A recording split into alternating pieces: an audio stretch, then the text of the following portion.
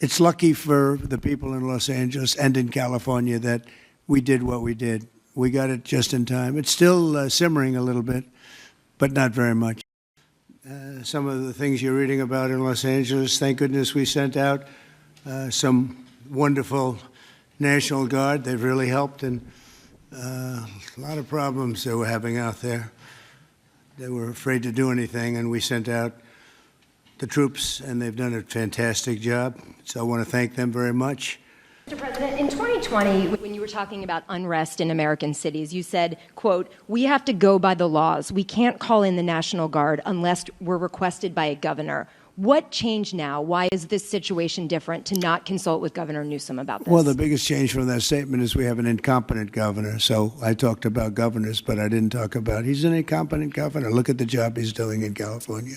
He's destroying one of our great states. And if I didn't get involved, if we didn't bring the Guard in, and we would bring more in if we needed it, because we have to make sure there's going to be law and order.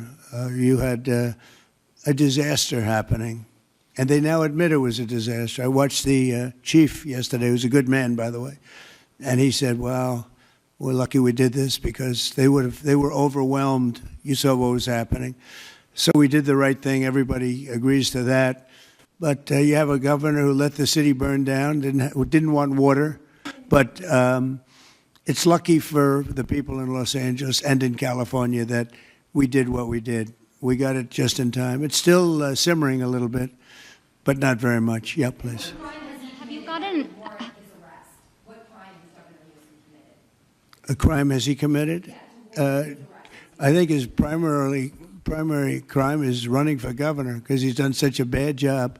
What he's done to that state is like what Biden did to this country.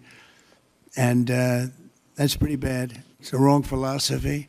Right around the time that we were walking in here, the governor and the state attorney general said that they're going to sue you for sending the National Guard in. They're saying there's no invasion, there's no rebellion.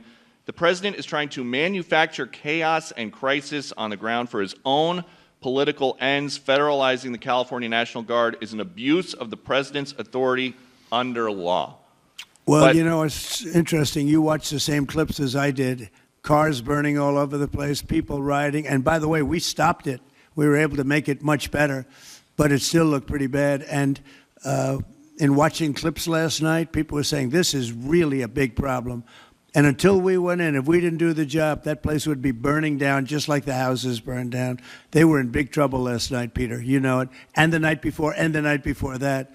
What do you make of the fact that he says, you want a civil war on the streets of America? No, it's just the opposite. I don't want a civil war. A civil war would happen if you left it to people like him. And I liked him. You know, I always got along with him. Never had a problem with him. But he's grossly incompetent. Okay.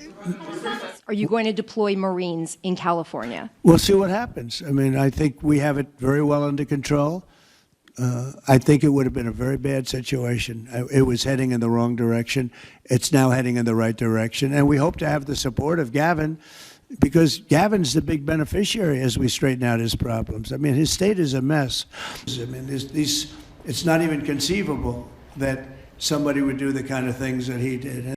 Network 18 decimates Times Internet with over 6 times more unique users on social media. Network 18, the undisputed leader of news networks, way ahead of the times.